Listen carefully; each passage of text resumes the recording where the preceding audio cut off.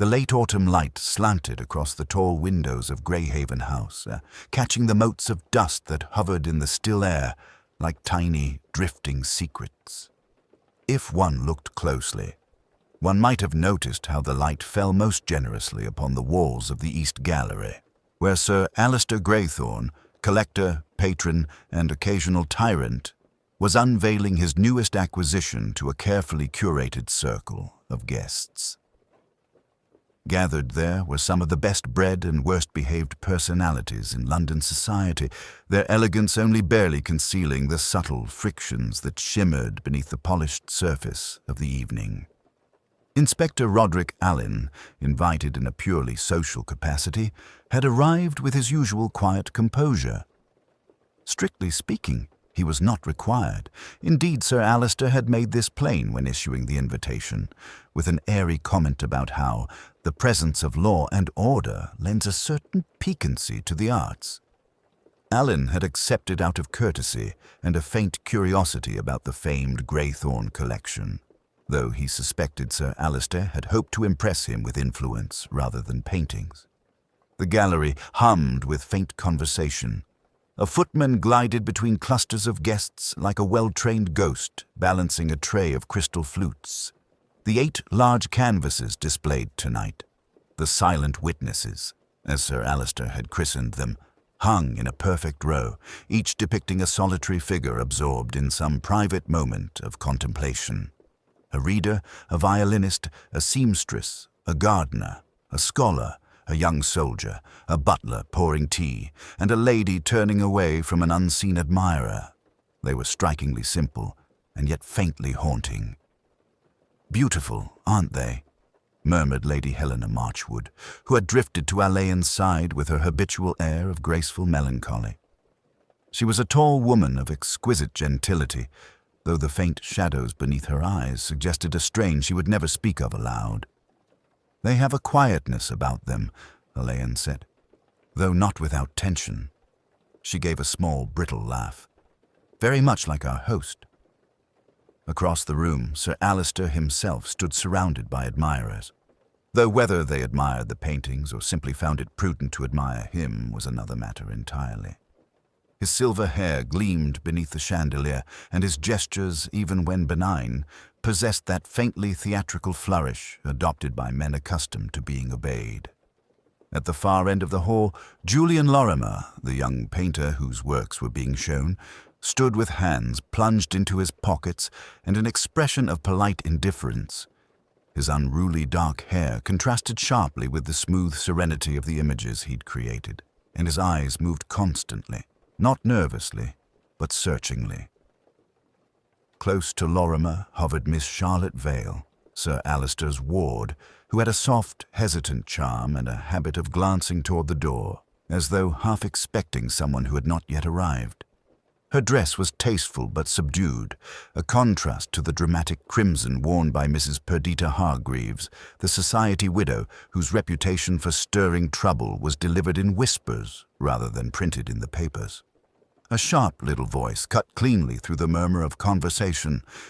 "Well, really, Alistair, if this is what you've spent an entire season pursuing, I can only say I expected something grander." It belonged to Mrs. Isabel Greythorne, estranged sister-in-law to Sir Alistair, and the only woman in London who could scold him without fear. Her stout figure and formidable chin gave her the air of a miniature battleship, and the surrounding guests parted instinctively as she advanced. Sir Alistair smiled a thin, controlled smile. "My dear Isabel, art is not a parade ground. It need not shout." "It ought at least to speak," she snapped back. Alain's lips curved slightly. He found the exchange more revealing than the art itself. Social cracks, once glimpsed, seldom repaired themselves.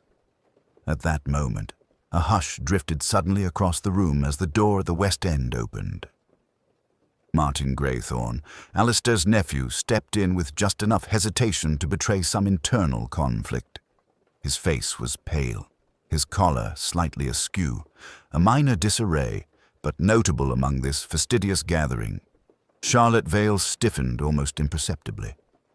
Alain observed it all without appearing to do so. He had learned long ago that one need not chase after the truth.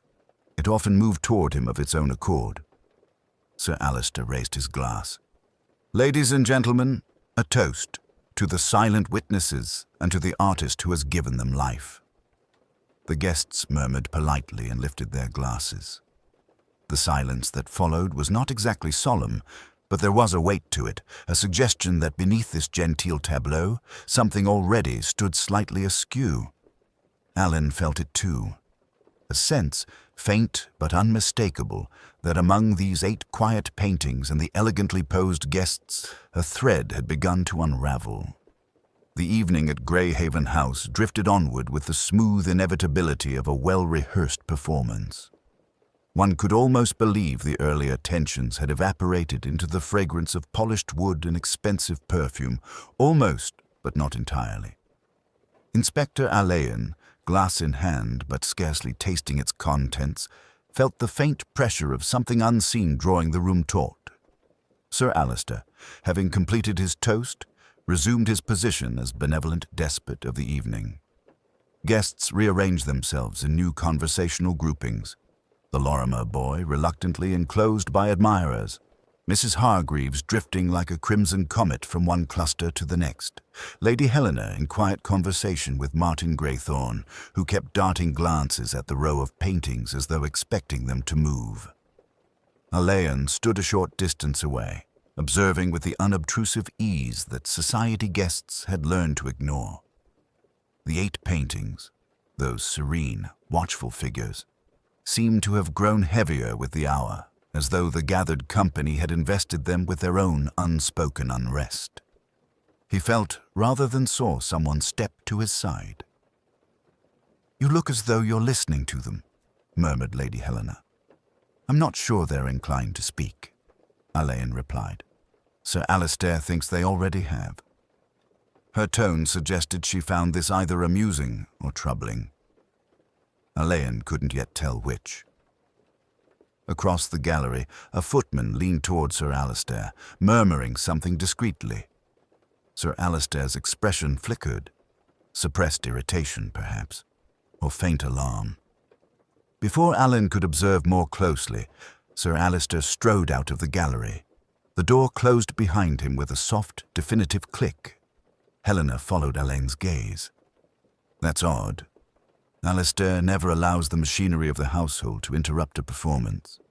"Some matters refuse to defer to aesthetics," Alain said mildly. Minutes passed.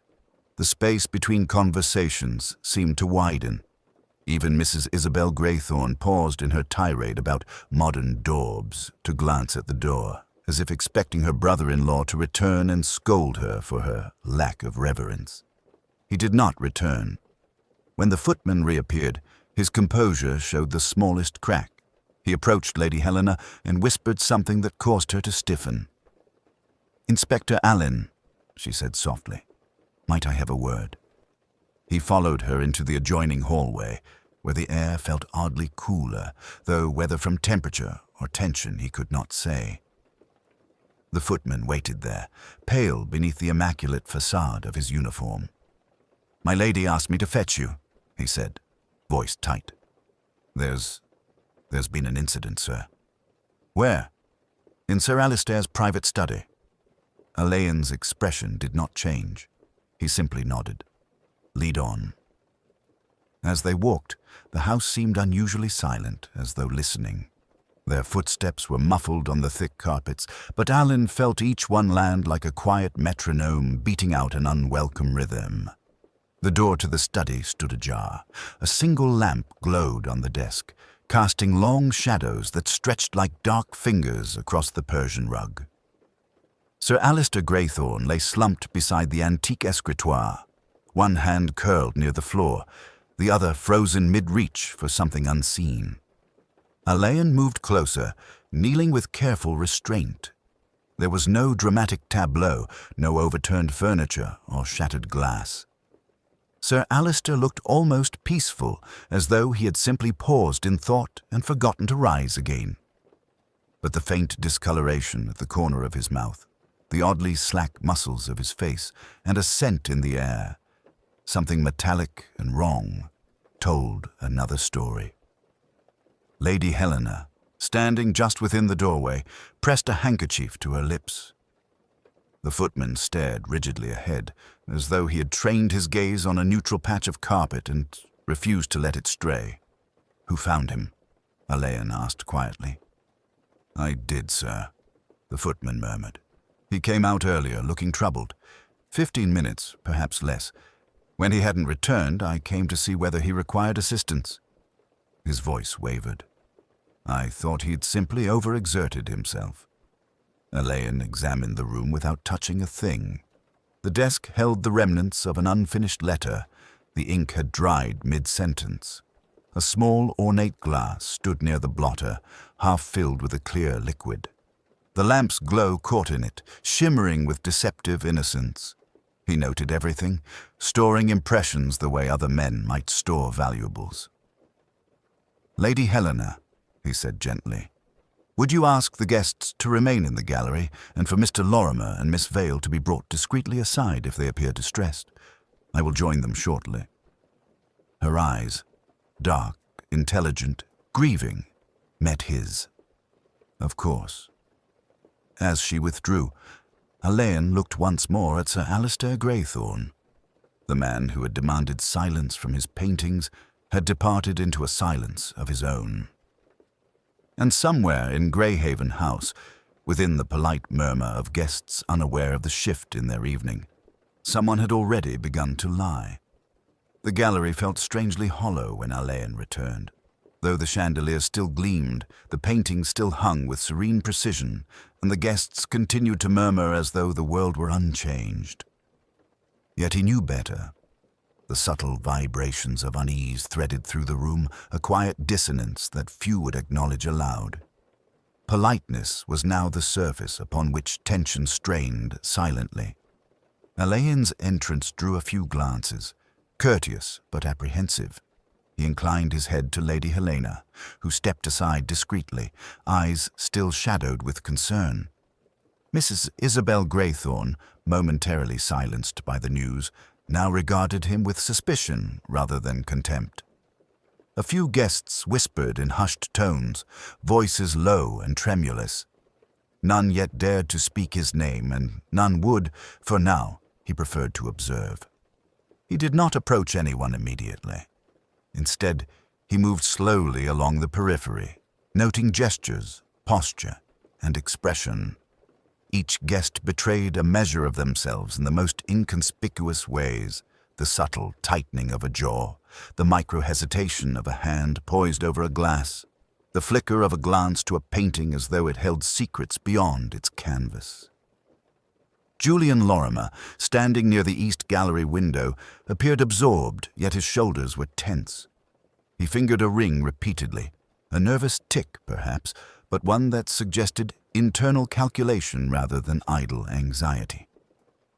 Miss Charlotte Vale lingered close, though she avoided Lorimer's gaze, as though fearing to admit some complicity in an unspoken matter. Alain made a quiet note of both, storing impressions for later contemplation.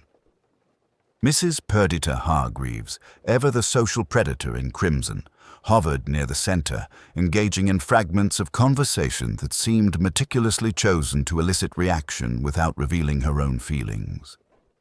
Her laughter, soft, airy, and slightly forced, carried the faint undertone of someone who thrives on subtle chaos. Alain did not underestimate it. Indeed, he observed it with deliberate care.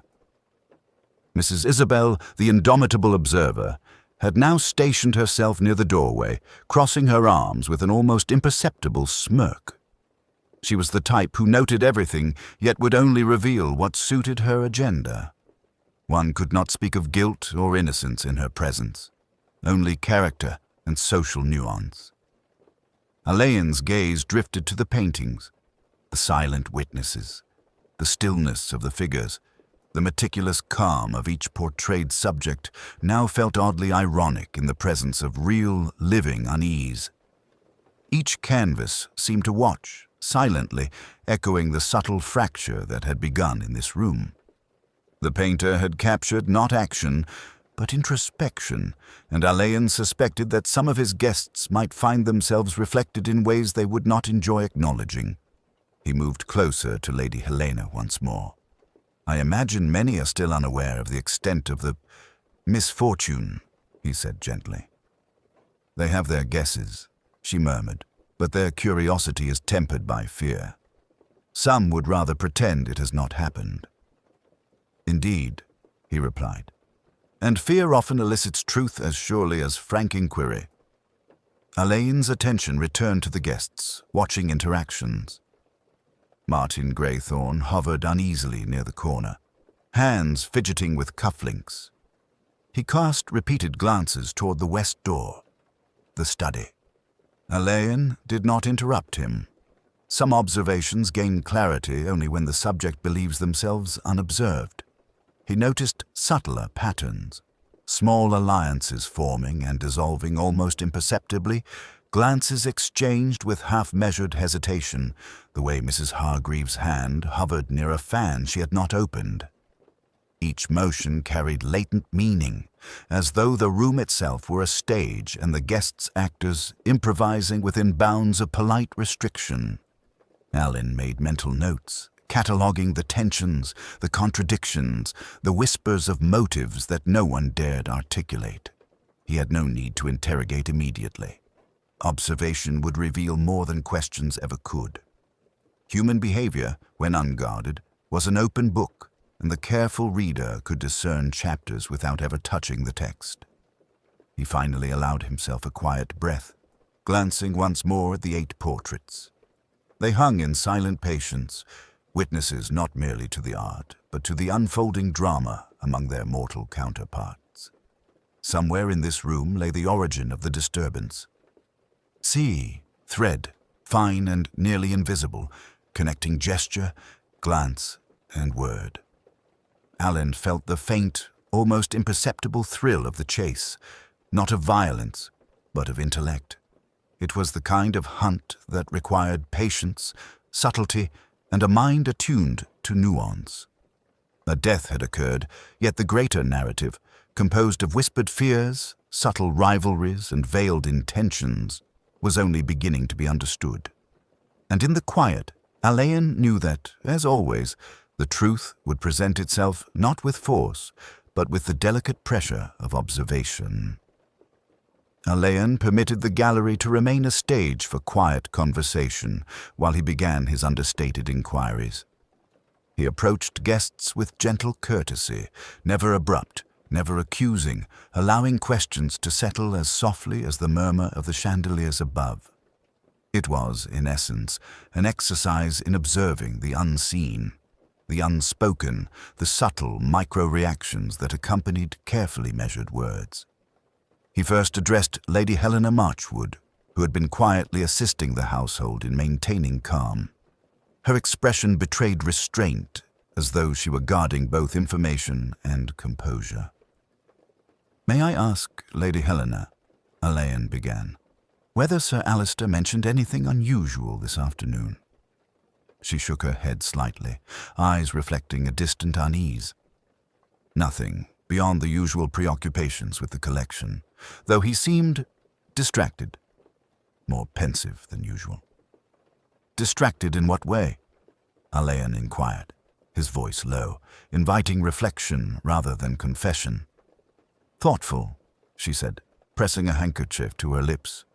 "And perhaps impatient, but he was always impatient with me when I lingered in the library too long. Nothing alarming, I assure you." Alain inclined his head. Distraction, impatience, small, almost innocuous, yet perhaps revealing if considered alongside other behaviors. He moved on to Julian Lorimer, whose nervous gestures earlier had caught his attention. The young painter's polite, almost evasive replies masked a tension Alain had learned to recognize. The calculation of someone weighing words carefully, fearful of revealing too much. "Mr. Lorimer," he said quietly, "you've spent time in the study, I believe." Julian shifted, hands clasped tightly. Occasionally, Sir Alistair permitted me access to certain reference works. It was nothing remarkable. Nothing remarkable can sometimes hold significance, Alain murmured. He allowed the words to hang, observing the slight blanching at Lorimer's temples. He did not press further. Often, the pause between question and answer revealed more than the answer itself. Across the room, Mrs. Perdita Hargreaves circulated, ever the social predator, offering comments with the ease of someone accustomed to extraction without effort. Alain watched her approach a small group of admirers, noting the subtle hierarchy she established with a flick of her wrist, a half smile. He would speak with her later when she had expended some of her energy in distraction. Martin Graythorne, whose pale face had betrayed discomfort, now lingered near the doorway. Alain approached him quietly. "Nephew," he said, careful to soften the formality, "how long have you known the house and the habits of its master?" Martin hesitated, then spoke with a faint tremor. "Since childhood. I know his routines." "Then you will understand," Alain continued, "that something out of place can be observed even without entering the study." He paused, allowing Martin's uneasy glance to wander toward the closed door. "Do you recall anything unusual this afternoon?" Martin's lips pressed tightly together. "Sir Alistair received some letters. Private correspondence. That is all I know." Alain made a mental note. Letters, perhaps, and an air of secrecy. Elements easily overlooked, yet potentially pivotal. Meanwhile, Miss Charlotte Vale remained quietly attentive, lingering near the edge of conversations without speaking. Alain allowed her presence to register, noting her precise attention to both people and objects. Her glances toward Julian Lorimer and the study door were discreet but meaningful. They suggested concern, but also avoidance. The room's social surface seemed intact. Polite words and measured laughter continued, though the faint tension undercut every syllable.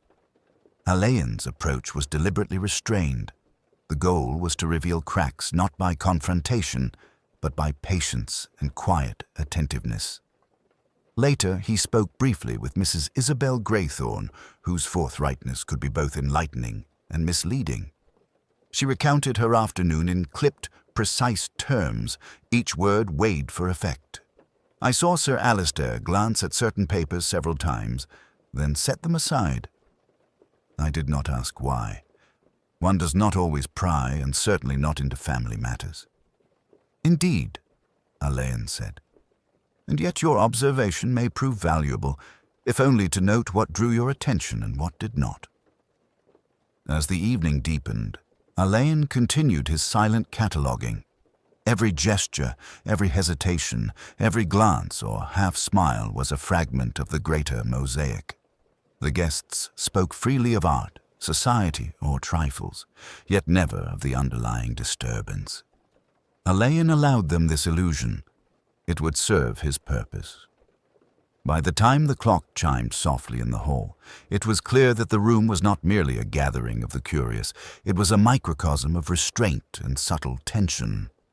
Alain had learned more in the measured quiet of observation than any hurried questioning might have revealed. And somewhere among these ostensibly civil interactions, the pulse of motive beat faintly, almost imperceptibly, waiting for the right moment to be discerned.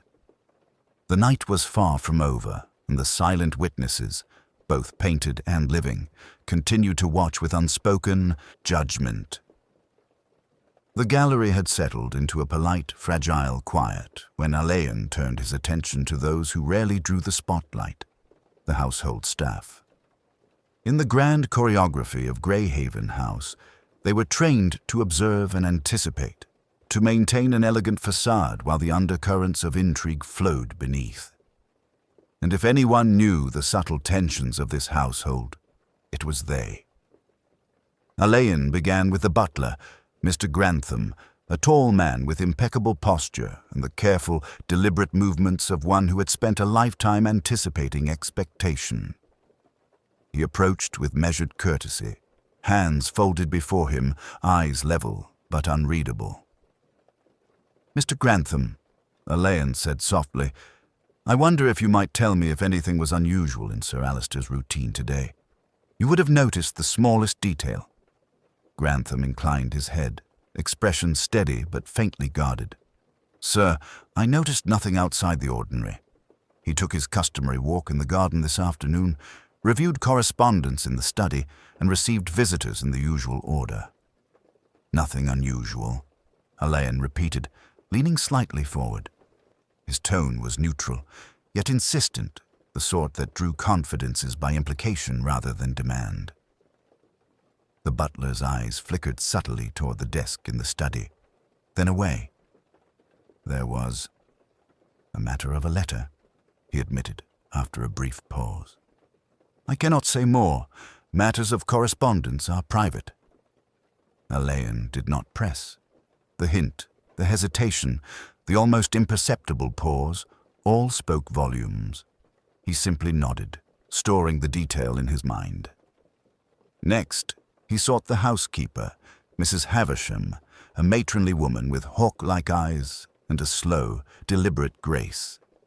She had already been managing the household's reaction to the unfolding situation with quiet efficiency, ensuring that servants remained discreetly attentive and guests were placated without sensation. "Mrs. Havisham," Alain said gently, "I imagine you observe the day's routines as well. Anything that seemed out of the ordinary?" Her hands clasped the folds of her apron. "Sir Alister has always been particular. But today, he seemed restless, and there was a knock, soft, unexpected, at the study door. He did not answer immediately." Alain raised a single brow, noting her careful restraint. "And you?" "I stepped back, sir," she replied. "He did not require assistance. That is all I can say." The quiet caution in her tone carried a subtle weight. She had seen, she had perceived, but she would not expose the intimacies of the household, not lightly, not without necessity. Alain's attention shifted to the junior footmen, who lingered near the gallery doors, hands folded, faces alert yet apprehensive. He addressed one by name, Thomas, a boy of 17 who had been in service for less than 2 years. "Thomas," he said quietly, "did you notice anything unusual when attending to Sir Alister this afternoon?" The boy swallowed, eyes darting to Grantham and back. I thought I saw someone leaving the study in a hurry, sir, but I wasn't certain. It might have been one of the guests. I did not say anything." Alain nodded, noting the small tremor in the boy's hands. Fear, deference, or both. The distinction could matter greatly. He stepped back for a moment, letting the servants regroup, allowing them the choice of revealing more without compulsion. Patience, he knew, was the key. In households such as this, loyalty and discretion often outweighed the impulse for truth. And yet, these quiet hints, the letters, the unexpected knock, the hurried departure, formed a lattice of subtle clues that the unobservant would overlook. Alain walked slowly along the edge of the room, eyes sweeping over the portraits once more. The silent witnesses, still impassive in their frames, seemed almost to echo the behavior of the living staff. Attentive, restrained, aware, yet silent. He reflected that these quiet guardians, Grantham, Havisham, the footmen, knew more than any guest would ever imagine, yet would speak only in fragments, guided by loyalty, habit, and social codes. Finally, Alain returned to Lady Helena's side, allowing the staff to resume their tasks under his watchful gaze. "It seems," he said quietly, "that sometimes the most important testimony is unspoken. You only notice it if you know where to look." Lady Helena inclined her head, eyes thoughtful. "And if one does look too closely?" Alain offered a faint smile, subtle and reassuring. "Then one must be prepared to wait. The truth, like a shadow, often emerges only in its own time." Even as the words passed between them, the household continued its delicate dance of observation and evasion.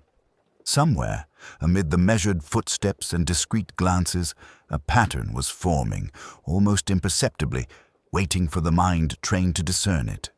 And Alain, as always, intended to see every subtle thread before making any move. Alain had long observed that the smallest deviations from habit often revealed more than any confession. In households of refinement, where life was governed by pattern and propriety, even a minor lapse could serve as a signpost. Tonight, Greyhaven House offered such signs, subtle and almost invisible to those untrained in the art of observation. He returned to the study briefly, ostensibly to glance once more at Sir Alister's desk. The lamp remained where it had fallen, illuminating a half-finished letter and the half-filled glass that still caught the chandelier's reflection. Alain allowed himself a careful sweep of the room, noting details only someone intimately acquainted with the rituals of high society might register: the precisely aligned blotter, the polished brass inkstand, the manner in which the leather-bound ledgers were stacked. All were consistent with Sir Alister's habitual exactitude, except for one minor irregularity. A small, otherwise unremarkable drawer beneath the desk had been left slightly ajar. The faintest trace of disturbance marred the otherwise immaculate order. Alain knelt, eyes narrowing. The drawer, typically locked each evening, had been opened recently. Nothing else in the room suggested forced entry or struggle. The anomaly was almost elegant in its subtlety, a whisper of disobedience against a backdrop of rigid control. He straightened and let the thought linger. Whoever had entered this drawer had intimate knowledge of the house, its routines, and its master's habits. It was not the action of a stranger. Alain left the study, closing the door with careful discretion, and returned to the gallery, where guests continued their polite dances of conversation and decorum. He allowed his eyes to roam, watching interactions for the faintest traces of unease or curiosity. It was then that he noticed Miss Charlotte Vale. She lingered near one of the silent witnesses, specifically the painting depicting the butler pouring tea. She did not speak, but her hands twitched ever so slightly as she touched the edge of the frame. It was an imperceptible gesture, yet to Alain's trained eye it spoke volumes. Recognition, perhaps guilt, or merely anxiety. Small, unconscious movements often betrayed the mind's preoccupations. Across the room, Martin Greythorne fidgeted again, brushing at his cufflinks with a repeated, almost nervous ritual. Alain had observed similar behavior before, the unconscious mimicry of order to mask internal disarray. A young man accustomed to structure could not help but seek it, even in moments of concealed disturbance. He moved toward Julian Lorimer, who had shifted subtly to face the door of the study. Julian's habitual gesture, finger tapping lightly against his thigh while contemplating his next remark, was absent. In its place was a rigid tension, a deliberate self-restraint. Alain filed the observation quietly. Deviations from well-ingrained habits rarely occurred without reason. Even the household staff betrayed minor irregularities. Mr. Grantham had polished the silver with unusual thoroughness, his motions slower, more meticulous than necessary. Mrs. Havisham adjusted the arrangement of the flowers twice, then hesitated, as though unsure whether her correction would be noticed. These were not errors, but deliberate compensations, the subconscious effort of those aware that something had been disrupted. Alain stepped back, letting the room's rhythm settle around him. All these small, seemingly trivial deviations, the slightly open drawer, the subtle gestures, the altered routines, formed a constellation of attention. Each alone might have been dismissed as coincidence, yet together they hinted at a disturbance carefully hidden beneath the veneer of elegance. He allowed himself a moment to reflect. This was the world he understood best, a place where character was revealed not in the grandiose or the dramatic, but in the quiet, habitual motions of life. The clues would not scream. They would whisper, and only to those patient enough to listen. Alain returned to his position near the center of the gallery, observing the guests as if he were merely another attendee. The room continued to hum with polite murmurs and restrained laughter, yet beneath it, the pulse of tension persisted. The subtle deviations, the forgotten lock, the nervous gestures, the hesitant glances, were notes in a quiet symphony of unease. Somewhere within these details lay the key to understanding Sir Alistair Greythorne's final hours. Alan did not need to rush.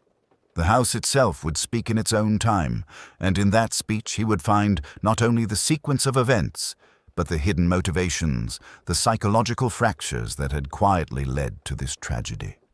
For now, patience remained his closest ally.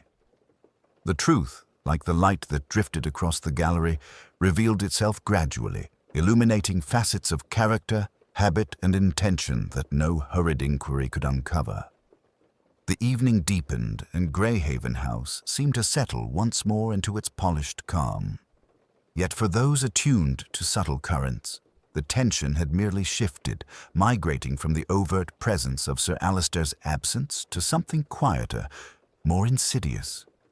Alain observed from his customary vantage near the center of the gallery, noting the interplay of gestures, glances, and the careful choreography of civility. It began with a small incident, almost imperceptible.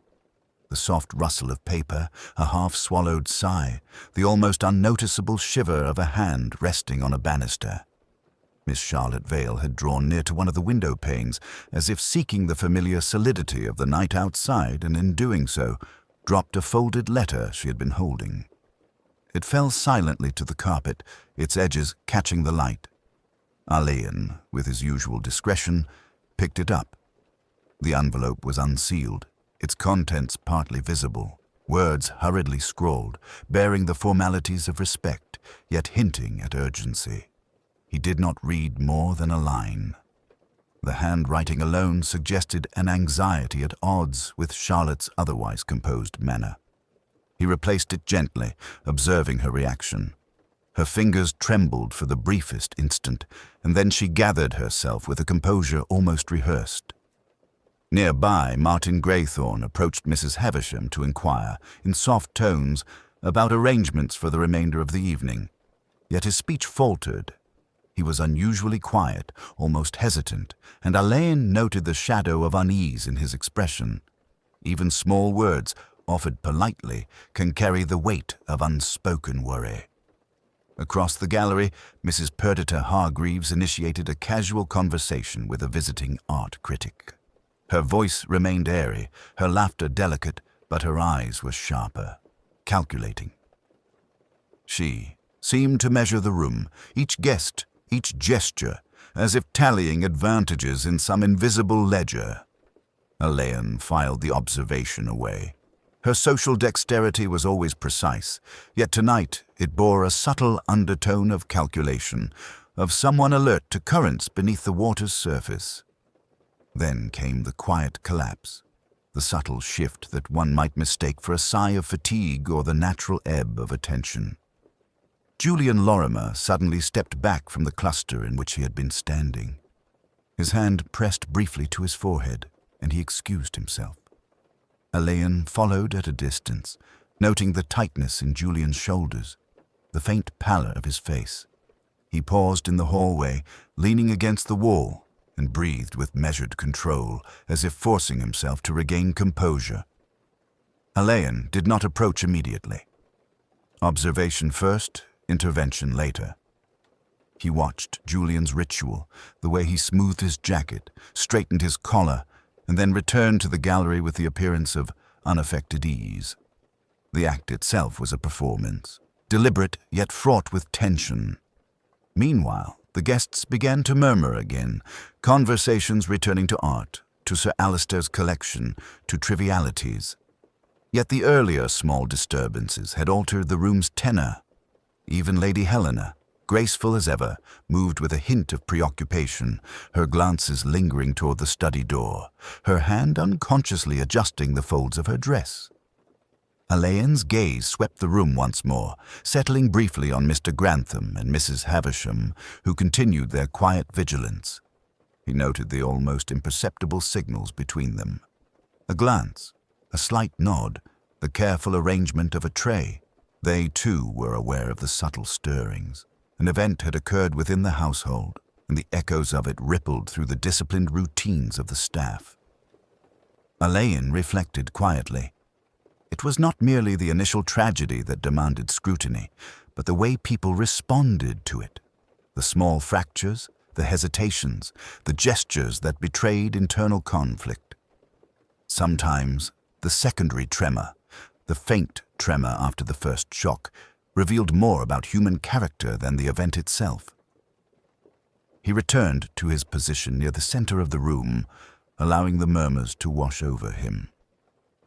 The gallery, filled with both living and painted witnesses, seemed to breathe as one entity, its rhythm subtly altered by the quiet stirrings of those within. And in the midst of the polite murmur, the carefully maintained elegance, Alain sensed the threads beginning to converge. The dropped letter, the hesitant gestures, the brief moments of imbalance. They were signals, each one a note in a silent, unfolding symphony of human behavior. Whoever had acted, or refrained from acting, would reveal themselves in due time. Patience remained his tool. In the world of Greyhaven House, the subtle collapse, quiet, internal, almost invisible, spoke far more than words ever could. And Alain, as ever, would hear its message. By now, the evening had taken on a rhythm entirely its own. The polite conversation of Greyhaven House carried forward, yet under Alain's careful scrutiny, every movement, every hesitation, and every unspoken glance formed a tapestry of meaning. He had long learned that understanding the human mind required patience, a delicate attention to the minutiae of habit and reaction, and a willingness to let observation accumulate like fine dust upon a surface. He stood near the east gallery window, letting the muted glow of the lamps illuminate the silent witnesses once more. Each painting, serene and impassive, seemed to mirror the hidden tension among the living. Their presence lent a curious solemnity to the room, a reminder that quiet observation could be as telling as any outburst. Alain reflected that while evidence in its tangible form could mislead, behavior rarely lied. Alain began to run through the fragments of the evening in his mind.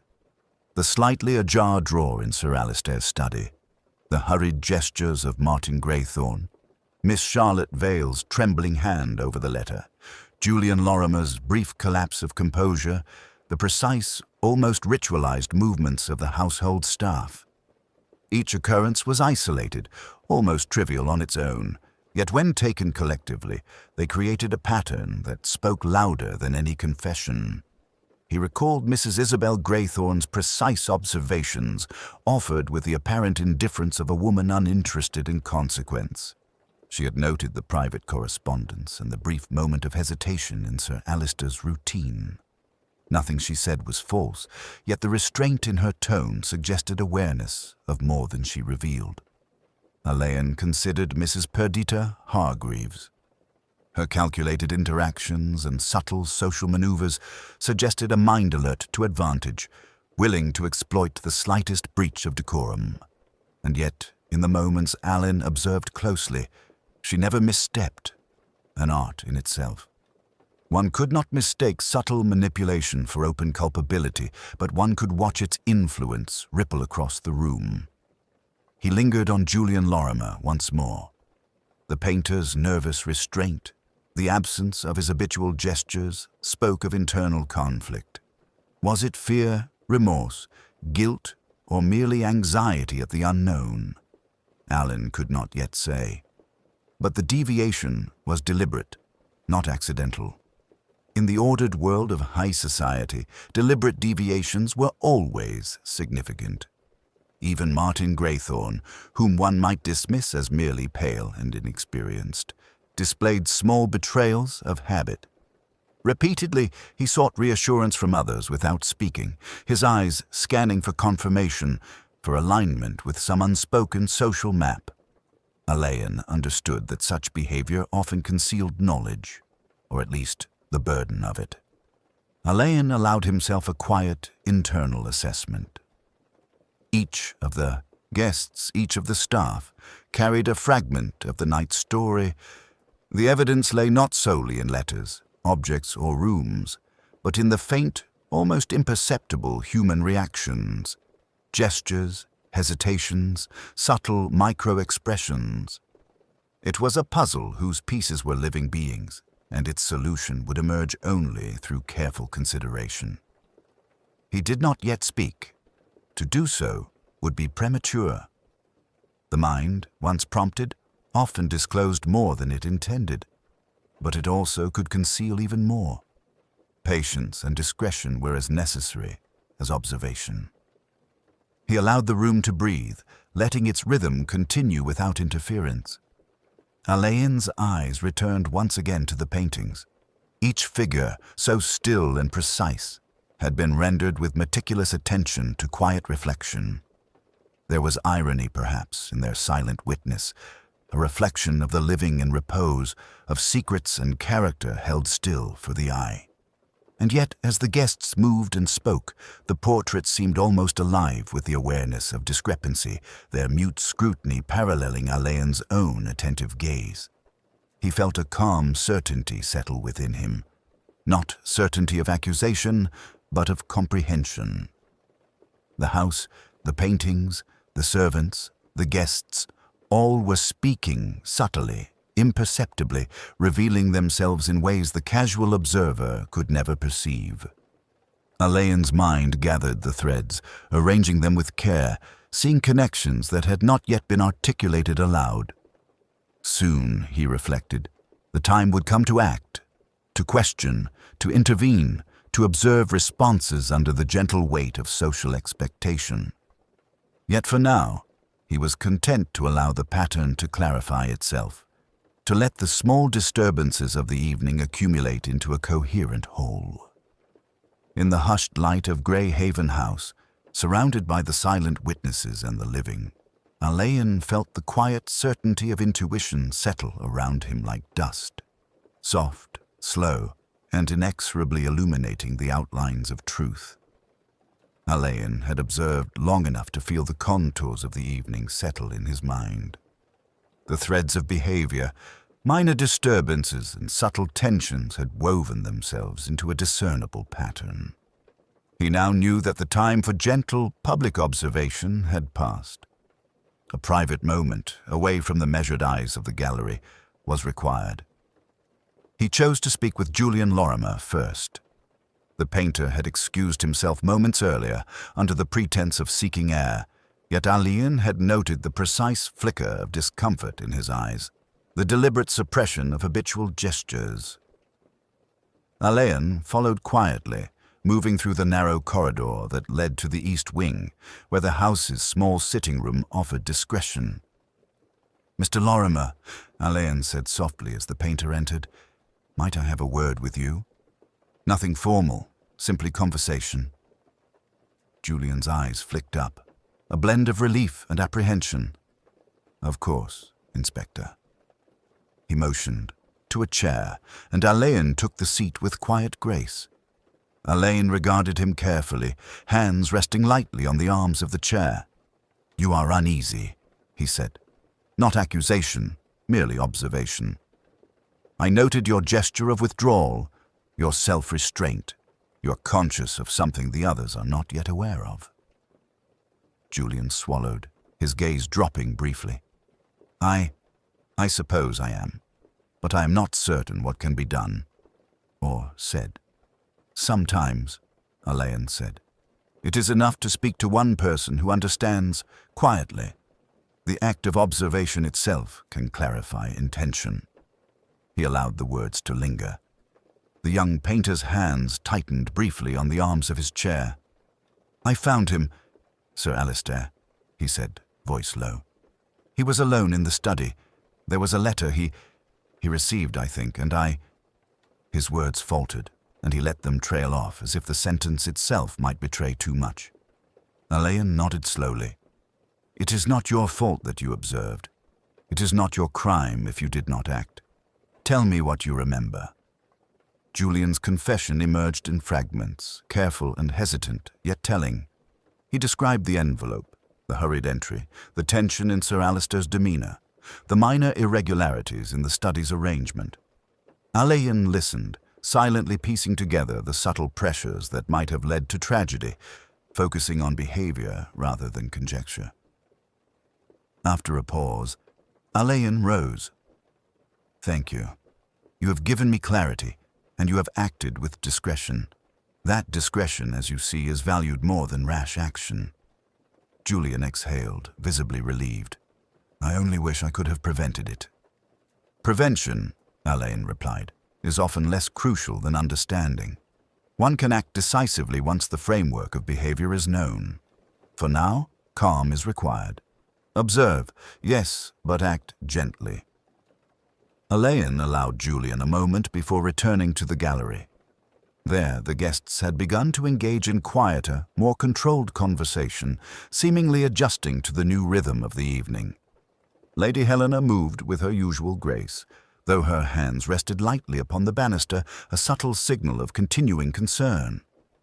Martin Greythorne lingered near the edge of the room, as if testing boundaries he was not yet prepared to cross. Alain noted Mrs. Hargreaves' measured approach to social engagement. Her laughter was now softer, her eyes ever watchful, and Alain observed the delicate economy of her movements. She exerted influence not through confrontation, but through implication, an artistry in manipulation without overt force. Even the staff, aware of the subtle shift in the evening's tenor, maintained their composed vigilance, yet their movements carried a quiet alertness, a readiness to respond without intrusion.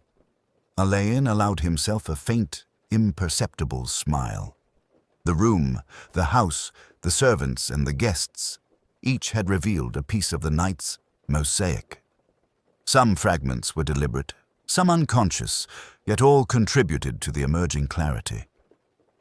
He returned briefly to the window, the soft light of the lamps painting long shadows across the floor. The silent witnesses, 8 in number, hung impassively above the heads of the guests. Their quiet scrutiny, unaltered and precise, mirrored Alan's own careful attention. It was here, in the deliberate maintenance of calm and the patient accumulation of observation, that Alan felt the story beginning to crystallize. No sudden confrontation, no dramatic accusation, just the quiet orchestration of awareness, where truth, once fully revealed, would require nothing but acceptance. In that moment, Greyhaven House was poised between revelation and restraint, its social equilibrium maintained by decorum even as undercurrents shifted beneath the polished surface. Alain knew that the culmination of the night would not be spectacle, but subtle recognition, the kind that only intellect, patience, and measured attention could achieve. He exhaled lightly. The next steps would require delicacy, discretion, and timing, and Alain, as ever, was prepared to act with all three. Alain stood at the periphery of the gallery once more, his presence calm, composed, and quietly authoritative.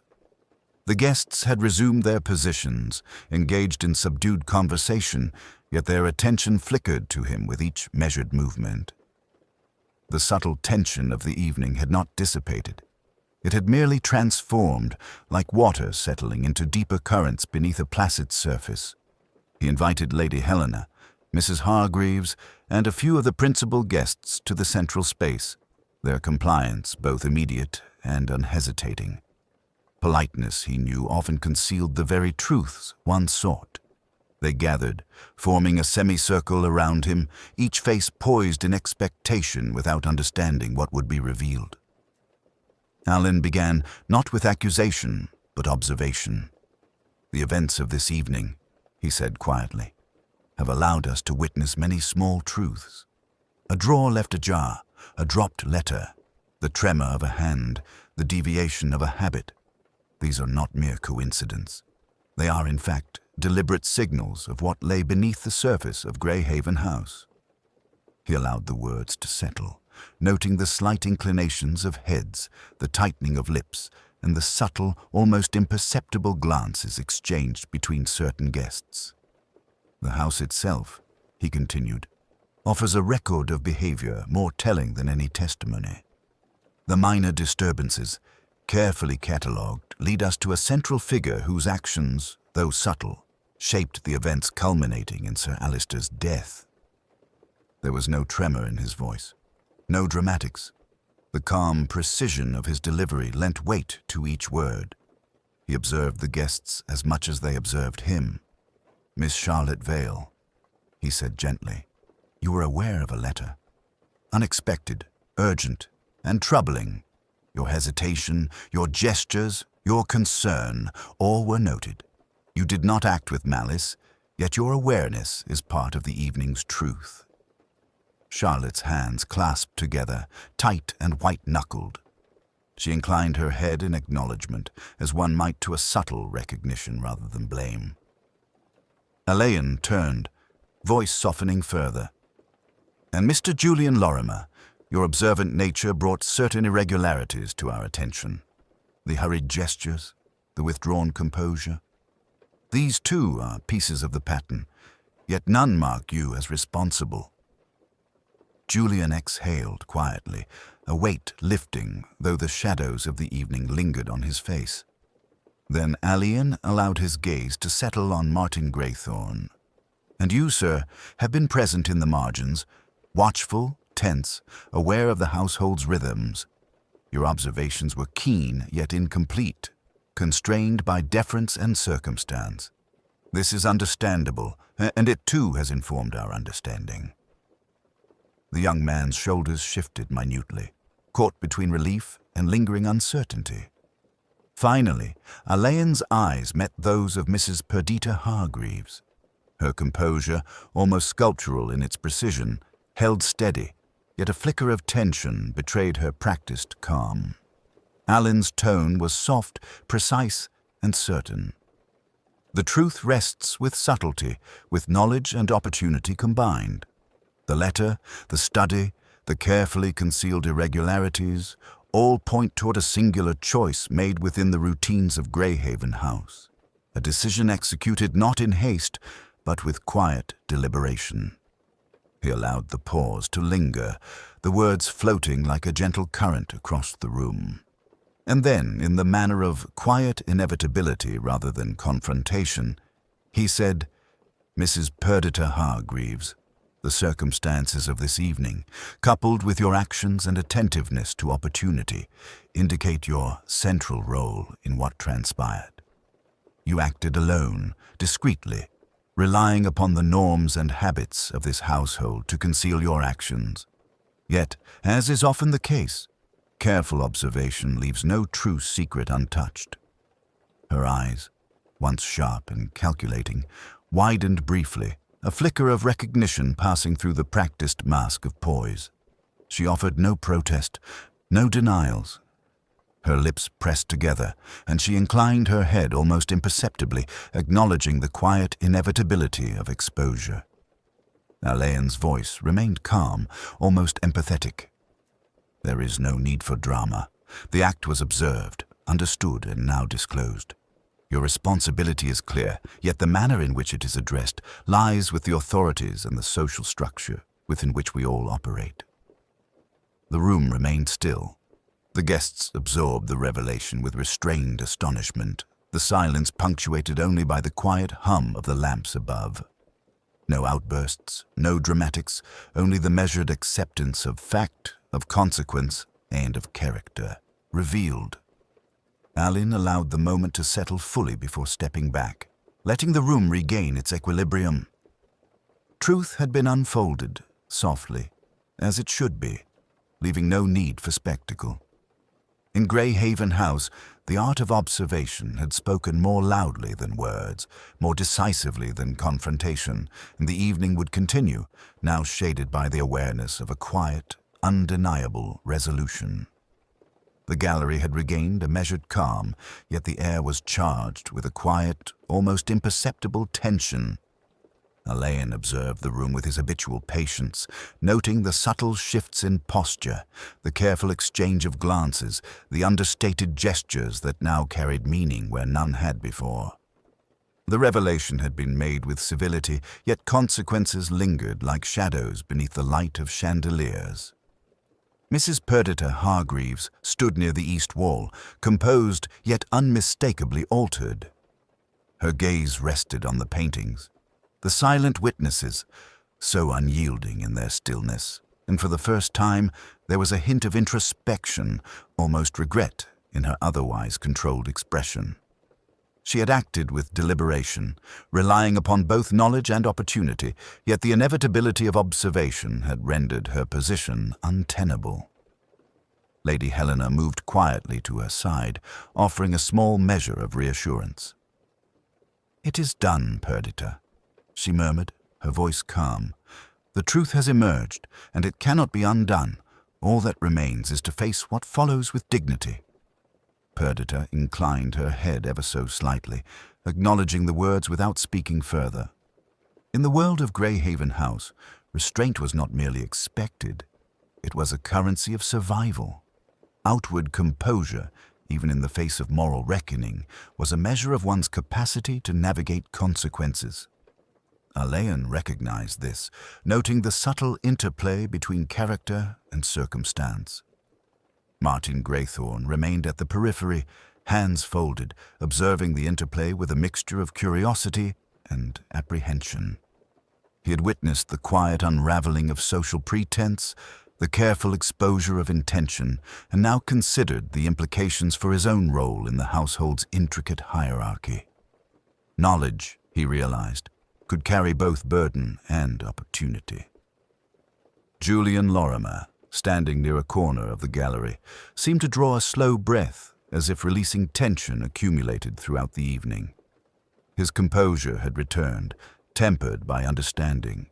He had seen the mechanisms of accountability at work, not as a force of spectacle, but as a subtle, inexorable weight, measured, deliberate, and ultimately unavoidable. Mrs. Isabel Graythorne, ever the perceptive observer, tilted her head slightly, lips pursed in thought. There was satisfaction in recognition, tempered by the awareness that the resolution was more social and psychological than judicial. The elegance of the evening had been preserved, yet the moral equilibrium had shifted. Some would call it justice, others quiet irony. Alain allowed a pause, his eyes sweeping the room once more. The subtle choreography of gestures, glances, and polite murmurs formed a pattern as telling as any evidence. The world of Greyhaven House, with its elegance and refinement, had witnessed a transgression and the unassuming revelation of truth. Yet it was not the law alone that had acted. Observation, insight, and the quiet weight of awareness had imposed consequences with a precision no formal proceeding could surpass. He addressed the assembled guests with measured civility. The events of this evening have reminded us of the fragile balance upon which our lives are conducted. Order and propriety are maintained not only by law or convention, but by the careful attention we pay to character, to habit, and to the subtle pressures that shape behavior. The evening's resolution is a testament to that truth. A faint nod passed among the guests. Politeness, tempered with understanding, filled the space where tension had lingered. Justice, Alain noted, need not roar. It could be silent, as exacting as the careful accumulation of observation, and just as inevitable. Outside the gallery, the night pressed quietly against the windows. Lamps flickered softly, casting shadows that stretched across the polished floors. Greyhaven House, once the theater of subtle intrigue and unobserved disturbances, had restored its surface calm. Yet beneath the surface, the echoes of the evening would linger, unspoken awareness, moral reckoning, and the delicate irony of human behavior revealed in its own time. Alain, standing at the edge of the room, allowed himself a quiet satisfaction. The system of civility had worked as intended. The transgression had been identified, acknowledged, and addressed without spectacle. The elegance of the house, the composure of the guests, and the dignity of those implicated had preserved the social order, even while exposing the fractures beneath it. He finally turned his attention to the silent witnesses, 8 in number, and considered the irony that these still painted figures had observed as much as any living guest. In their silent scrutiny, the truth had been mirrored, refracted, and ultimately understood. They were, in their way, arbiters of consequence as certain as any judge or jury, their quiet judgment as enduring as the rooms themselves. Alain breathed quietly. Justice, subtle and inevitable, had been served. Irony, measured and refined, had tempered it. And in the world of Greyhaven House, that was often as complete a resolution as could be expected. The gallery had returned to its semblance of normalcy, though a subtle tension lingered in the air, like the faint echo of a note struck and allowed to fade slowly. Alain walked among the silent witnesses one final time, his eyes lingering on each painting as if seeking their judgment once more. The still figures, mute in their observation, seemed to affirm what the night had revealed, that human character, in its quiet complexity, was the truest arbiter of consequence. He paused near the portrait of Sir Alistair Greythorne himself, the gentleman captured in a moment of serene attention to some detail invisible to the casual eye. The painting, in its precision, seemed to Alain a silent testament to a life of meticulous habit and subtle authority, a life that, despite its order, had revealed the vulnerabilities inherent in all who dwell within structured elegance. Alain allowed himself a moment of quiet reflection. He considered the threads he had followed, the slightly ajar drawer in the study, the trembling hand, the dropped letter, the deviations from habit, the careful concealment, and the subtle signs of observation among the household staff. Each fragment of behavior had been a clue, each gesture a witness, and in combination they had led inevitably to the truth. The elegance of the house, its social conventions, and its silent witnesses had all contributed to the resolution, revealing that justice need not shout. It could unfold softly, almost imperceptibly, yet with irrevocable clarity. He thought of Mrs. Perdita Hargreaves, poised and composed even in acknowledgement of her role. There had been no dramatic confession, no confrontation. The truth had been discerned, laid bare, and accepted, all within the quiet rules of decorum. Human behavior, Alain mused, often betrayed more than motive or law could dictate. Subtlety was the most incisive instrument of discovery. Alain's mind then returned to the guests and staff, each a participant in the quiet orchestration of the evening. Martin Greythorne's nervous attentiveness, Charlotte Vale's anxious gestures, Julian Lorimer's restrained tension, the precise vigilance of Grantham and Havisham, all had contributed to the pattern. Each had revealed, through observation or deviation, the hidden structure of events. In the end, no words alone could have disclosed the truth. He walked slowly to the window and gazed out at the gardens, silvered by moonlight. The paths, the clipped hedges, the quiet rustle of leaves in the night wind, all seemed to Alain emblematic of the hidden currents that shaped human life. In the stillness, he recognized that the most significant events often occurred in silence, their impact unfolding gradually rather than in spectacle. The mind, the habit, the subtle interplay of loyalty and ambition, these were the forces that had determined the course of the evening. Alain allowed a small, almost imperceptible smile. There was a satisfaction in knowing that observation and patience, rather than confrontation and force, had uncovered what was necessary. The night had demonstrated the efficacy of subtlety, of attentiveness, and of the quiet measures that often govern behavior more effectively than law or outrage. He turned back to the gallery, noting the guests' subdued interactions, Politeness had resumed, but it was shaded now with understanding. Each had glimpsed the fragility of appearances, the weight of discretion, and the inevitability of consequence. The lessons of the evening were unspoken, yet unmistakable. Human behavior, when observed closely, cannot lie. Finally, Alain allowed his gaze to settle on the silent witnesses once more. 8 figures, painted with serene exactitude, had observed events more impartially than any living being. Their presence had mirrored the rhythms of the household, reflected character and, in a sense, provided a measure of justice. They would remain in their frames, untouched by time, observing all who followed, a testament to the enduring interplay of vigilance, observation, and human frailty.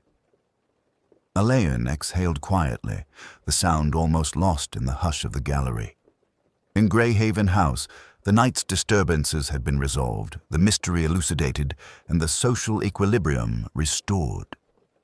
Yet the impression of the evening, its quiet fractures and revelations, would linger in memory, as subtle and enduring as the moonlight on the gardens outside. And as he turned to leave, he reflected, almost philosophically, that the truth is seldom loud. It whispers in the tremor of a hand, in the pause between words, in the shadow of a glance. It reveals itself not in the clamor of accusation, but in the patient observation of those who attend to the small, decisive details of life. In that realization lay the quiet, enduring satisfaction of justice served. Alain stepped lightly toward the doorway, leaving the silent witnesses and the living alike in their contemplation. The house exhaled with him, calm once more, yet forever marked by the silent lessons of a night in which subtlety, patience, and human insight had prevailed. And in that silence, he found the final, immutable truth. That the world, elegant and measured, always reveals itself in the quietest moments, if one only observes carefully enough.